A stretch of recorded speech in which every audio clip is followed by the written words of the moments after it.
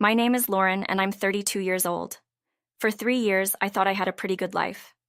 I was married to my husband, Ryan, and we were happy, or so I thought. I had a good job, a nice home, and I had moved to Texas to settle down after finishing college. Everything seemed like it was going just fine.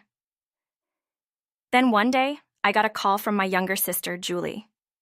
Julie is 3 years younger than me, and growing up, we had a difficult relationship. She was always the one who got more attention, more friends, more praise, more love. She inherited our mom's striking features: a slim figure, sharp facial structure, and piercing blue eyes. I, on the other hand, took after our dad, with brown eyes and a fuller, softer look. I struggled with my weight, always dieting and trying to keep up with what society expected, while Julie seemed effortlessly perfect.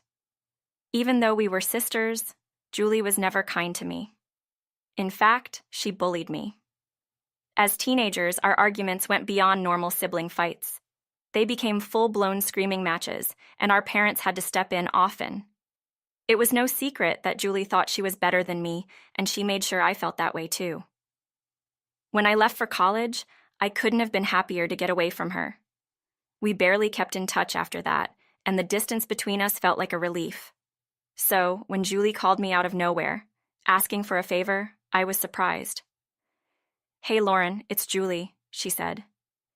I hadn't heard her voice in months, maybe even years. "I just got a job in Texas, but I don't have a place to stay yet. Can I crash with you for a few days until I find something?"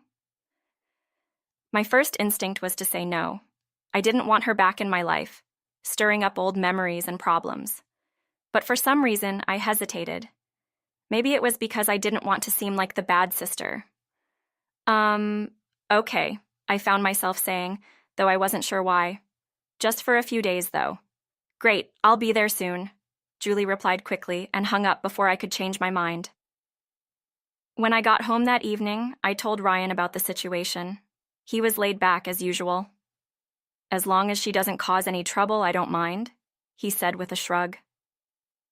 I didn't mention the complicated history between Julie and me. It felt too embarrassing to admit that my little sister had bullied me for years. I figured it wouldn't matter, since she'd only be with us for a few days. Julie arrived later that week. She looked as perfect as ever, her slim figure dressed in designer clothes, her hair perfectly styled. She gave me a quick hug, as if we were the closest of siblings. It felt strange, like we were pretending to be something we weren't. I showed her to the guest room and explained that she could stay as long as she needed, but deep down, I hoped it wouldn't be for long. For the first week, everything seemed normal. Julie kept to herself, mostly staying in her room or going out to explore the city. I started to relax, thinking that maybe things had changed between us. Maybe she had matured, and our relationship could be different now. But then, things started to shift. Julie began spending more time with Ryan. At first, it seemed innocent. She'd chat with him while I was in the kitchen, or they'd share a laugh over something. But soon, I noticed that their conversations were becoming more frequent. Ryan, who usually came home late from work, started arriving home earlier. One evening, I walked in to find them sitting on the couch together, laughing like old friends. "What's going on?" I asked, trying to sound casual, though my stomach was already twisting with unease. "Oh, Julie was just telling me some funny stories about college," Ryan said with a grin. Julie smiled too, like they were sharing a secret. I forced a smile, but inside, something didn't feel right. Julie had always been good at charming people, and I couldn't help but feel that she was trying to do the same with Ryan. Still, I didn't say anything. I didn't want to be paranoid or seem like the jealous wife. But as the days passed, my unease grew. Julie had told me she would stay for only a week, but 2 weeks went by and she was still there. I felt too awkward to ask her to leave. After all, finding an apartment in a new city can take time. But then, one evening, Ryan casually suggested something that took me by surprise. "Why don't we let Julie stay with us for a while longer?" he said, as if it were the most natural thing in the world. "She doesn't seem to have found a place yet, and we've got the extra room." I hesitated. "I don't know. She said it would only be for a week," I replied, trying to hide my discomfort. "Well, I don't mind if she stays longer. We've got the space," Ryan said, looking at me with a smile that felt a little too eager. Julie, who had been sitting quietly on the couch, chimed in. I don't want to be a burden, Lauren. If you're uncomfortable with it, I can look for a place soon. The way she said it, so innocent, swing so sweet, made me feel like the bad guy. I didn't want to seem selfish or unreasonable, so I nodded. It's fine, I said, though every instinct in my body told me that something was wrong. Weeks turned into months, and Julie was still living with us.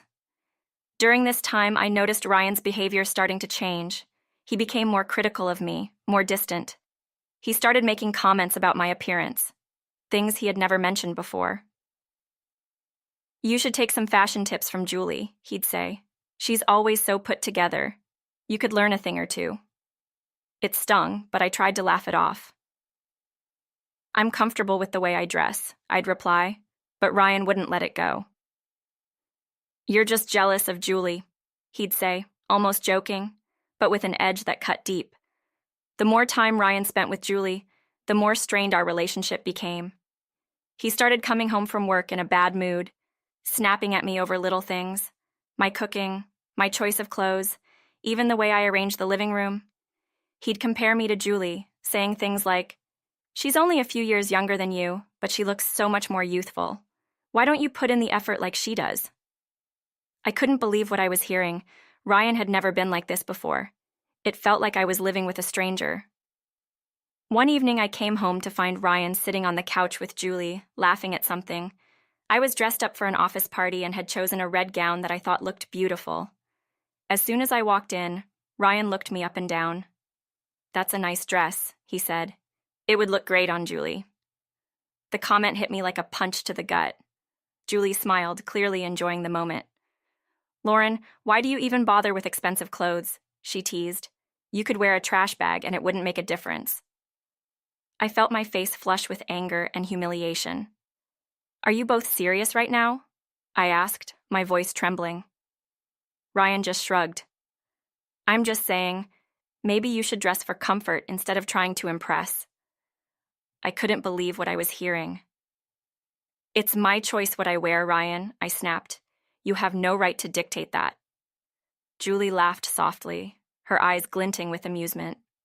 "Oh, Lauren, always so sensitive. Ryan, how did you ever fall for her?" That was the last straw.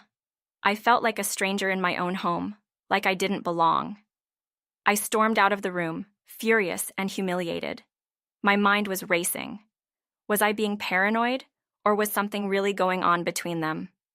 The next day, I decided to confront Ryan. "Why are you spending so much time with Julie?" I asked, trying to keep my voice steady. Ryan looked at me like I was crazy. "What are you talking about? I'm just being nice to your sister. You're jealous for no reason." But I wasn't convinced. My instincts were telling me something was wrong, and I couldn't ignore them anymore. Then something strange happened that confirmed my worst fears. While cleaning the bedroom one afternoon, I found Julie's ring under my bed. It wasn't just any ring, it was a ring I had seen her wear often, a distinctive piece of jewelry she rarely took off. I stared at the ring in disbelief. What was Julie's ring doing under my bed? That evening I confronted her. "Julie, I found your ring under my bed. How did it end up there?" Julie looked at me with a calm smile, as if nothing was out of the ordinary. "Oh, I was in your room the other day," she said casually. "I must have dropped it while I was changing." "Why were you changing in my room?" I asked, my heart pounding. "I used your bathroom," she said smoothly. "The water wasn't working in the guest bathroom, so I thought it would be easier to use yours." Her explanation seemed too convenient, too rehearsed. And Ryan, who was sitting nearby, didn't seem surprised at all. In fact, he barely reacted. It was like they were both trying to downplay the situation, like it was no big deal. But to me, it was a big deal. Something was going on, and I needed proof before I confronted them directly. If I didn't have evidence, they would just brush me off as paranoid and insecure. So I waited. I started paying attention to Ryan's schedule, noticing that he came home early from work more often than I had realized. I spoke with the building's security guard, casually asking if he had seen Ryan come home during the day. The guard confirmed what I had suspected. Ryan had been coming home early almost every afternoon, only to leave again before I got home. That was all the confirmation I needed. Ryan had been sneaking around behind my back, spending time with Julie while I was at work. My mind raced with anger and betrayal, but I knew I needed to be smart about this. If I confronted them without solid proof, they would just deny everything. I decided to confront them in front of witnesses. I called Ryan's parents and invited them over for lunch, Cesrenia telling them that Ryan had recently been promoted and I wanted to throw a small celebration. They agreed to come, completely unaware of what I had planned. The next afternoon, I picked up Ryan's parents and brought them to our apartment. I told them I wanted to surprise Ryan with their visit, so we quietly entered the house. I led them straight to the bedroom, where I knew Ryan and Julie would be. As I opened the door, my worst fears were confirmed. Ryan and Julie were in bed together, caught in the act. Ryan's face turned pale as he jumped out of bed, scrambling to cover himself. "What the hell are you doing here?" he shouted. I stepped aside, revealing his parents standing behind me. Their expressions were a mix of shock and disgust. "Mom, Dad, this isn't what it looks like," Ryan stammered, but it was too late. His parents turned and walked out of the room without a word. I followed them, trying to hold back my tears. In the living room, Ryan's mother, Teresa, shook her head in disbelief. "I don't know what to say," she whispered. "I'm disgusted." Ryan rushed into the room, trying to explain. "Mom, please, it's not what you think," he pleaded, but his father cut him off sharply. "Shut up, Ryan. We saw exactly what was happening," his father said coldly. "You've embarrassed yourself and you've embarrassed us. Don't ever contact us again." As his parents walked out of the apartment, Ryan and Julie turned their anger on me. "You're such a jealous, insecure woman," Julie sneered. "You've been like this your whole life, always playing the victim." I didn't care anymore. I was done with both of them. I pulled out my phone and showed them the divorce papers I had prepared. "I'm done," I said, my voice steady. "I'm filing for divorce." Ryan and Julie were furious, hurling insults at me as I grabbed my bags and left the apartment. I had already packed my things, knowing that I couldn't stay there any longer. Over the next few weeks, I stayed with a friend while I filed for divorce. I was determined to rebuild my life without Ryan or Julie in it. I wanted nothing to do with either of them. Then, just when I thought things couldn't get any worse, I got a call from Ryan's mother. "Lauren, we need your help," she said, her voice trembling. "Ryan's been arrested for embezzling money from his company." "What?" I gasped. "How much money?" "Over $500,000, she replied, "and Julie has run off with it."